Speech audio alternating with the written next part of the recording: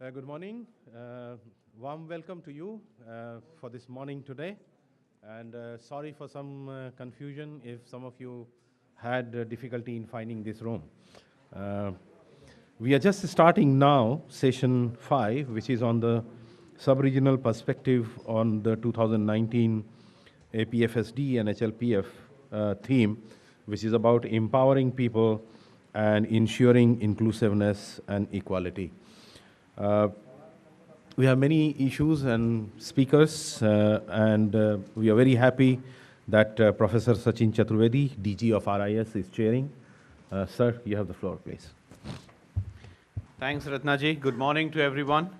This panel, not because I am here, is extremely important. It's absolutely essential for countries in the region to move forward with. And as you might have already noticed, there are different dimensions of our ability to implement SDGs is likely to be discussed here. The very importance of voice and participation, the idea of rights and justice and norms and practice, and of course the resources and capabilities that are required to move forward in that direction is extremely important. As you might have seen in the literature, when we talk about global justice, issues comes in form of how we look at the very idea of global ethics and international justice more as a concept of Western efforts or Western theories, and most of the commentators like David Miller, they would tell you that this is largely a concept which has emerged in Western philosophy and Western practices. And this developing countries may like to adopt. But that actually is not the correct situation. As we know, in the South Asian sub-region, which always embarked on, as yesterday I mentioned in my welcome remarks to you, about the very idea of Vasudhaiva Kutumbakam. So with that concept, with that philosophy, Indian sub-region always nurtured the idea of one world. And that philosophy of one world is something which has enshrined the policy and philosophy of what we owe to the others.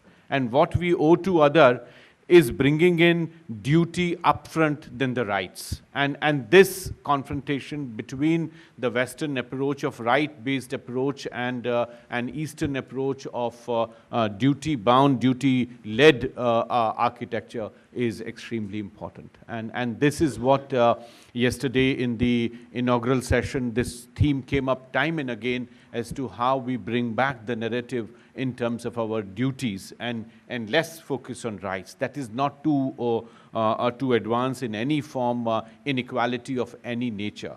In the course of our economic development for last several years, exclusions have happened, and we need to take care of those exclusions and enhance the scope for inclusion. And that would give us the necessary wherewithals that are required as listed in the background note for this session for us to focus on. The very idea of right to development emanates out of this commitment. My own chairman at one point, Arjun Sengupta, and his group worked on the very philosophy and idea of right to development. The United Nations and other platforms are trying to advance that.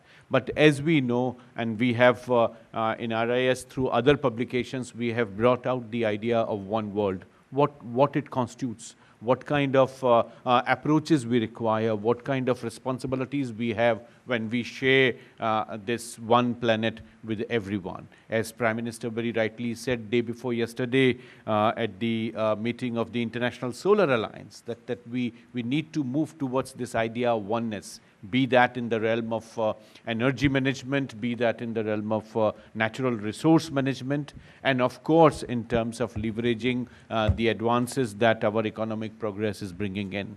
So this is absolutely important to the very idea and the very synthesis of we adopting sustainable development goals. And those of you who were there in the session where Reena Ray chaired the last session yesterday, it came out quite clearly in terms of what is it that we can learn, and she gave examples of what she would like to learn from Bhutan in terms of the idea of happiness, from Bangladesh in terms of managing the credit that is important, and how microcredit can help the self-help groups, from Sri Lanka in terms of managing the very concept of improving upon the human development indicators. So that brings in the essential features that are important. Last month, when Nepal hosted the BIMSTEC summit, one important point that the Prime Minister Oli made in the BIMSTEC summit was very much about the fact that when Nepal has this direct access to Himalayas, important thing for Nepal is what is happening in the oceans. Because what comes out from Indian Ocean actually has direct implication for the level of snow that they have in Himalayas. And that, I think, is absolutely essential.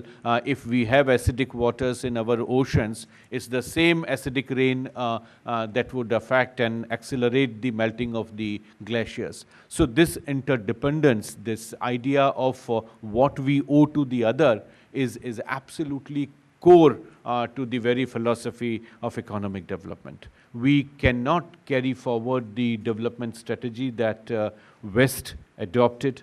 We would have to have economic growth with lesser carbon footprint. And for that, what kind of technological solutions, what kind of options Sustainable Development Goal gives us. The idea that was discussed yesterday in terms of United Nations promoting truncated implementation of SDGs by picking up few goals for review each year is something that yesterday many experts raised voice against. Everybody suggested that SDGs about your comprehensive whole goal approach. And if we focus only on 2 or 3 goals, we are going back to the mindset of MDGs. And this is what is required to be dismantled and carry forward. So this important point of South Asia getting together with the idea of what we owe to the other is extremely important.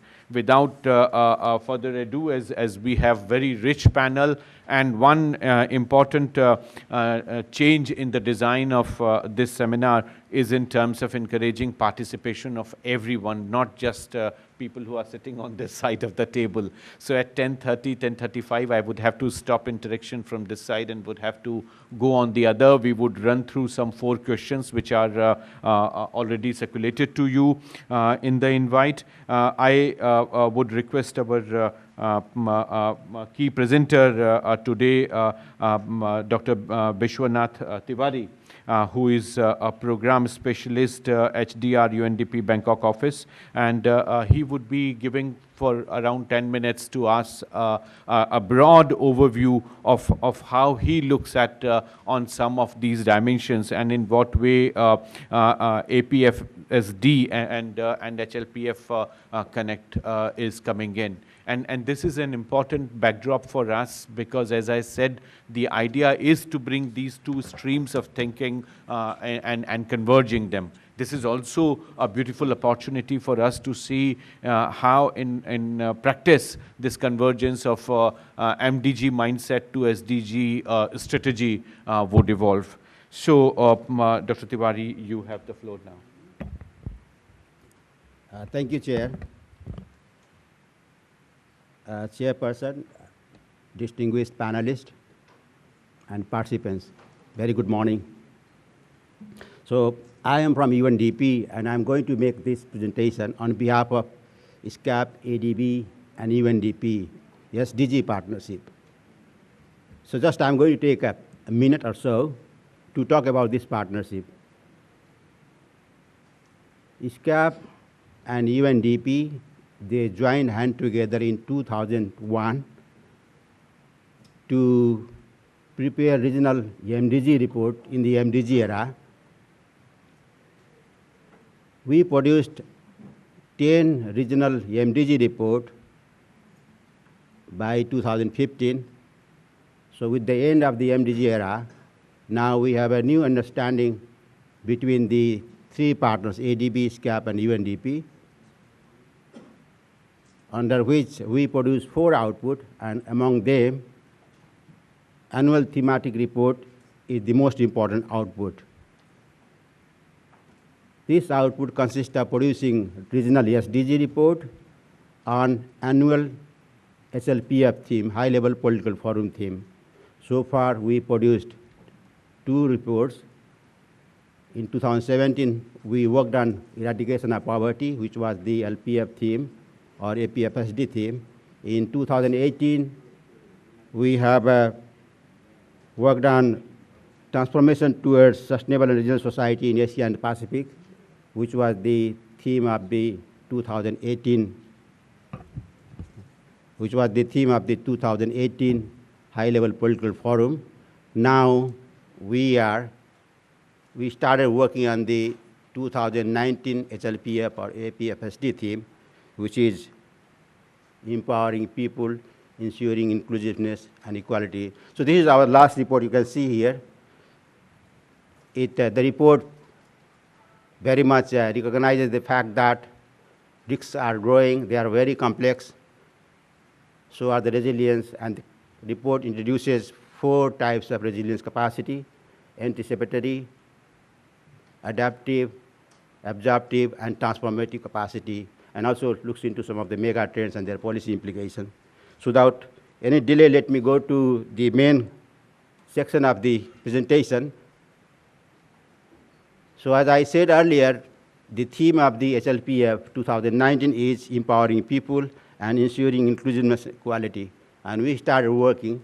So in the process of the preparation of the previous report, we always want to get informed all our regional report from the sub-regional consultation. So we follow a participatory process. So the objective of this session is actually to learn from you, to gather inputs on the theme. So rather than, I'm not going to delve much detail, just going to introduce this theme, unpack some of the concept revolving around this empowerment, inclusion, and equality, and then after talking about briefly about the analytical framework, so that will give you a basis for providing inputs, finding out what you are doing, what are the good examples for empowering people, ensuring inclusion and equality. So this is for that purpose, actually, I'm going to make a presentation. So there is not any data as such, just only a simple presentation to hear the distinguished panelists as well as participants, your opinion and views. So as we know that the 2019 HLPF theme is empowering people, ensuring inclusiveness and equality.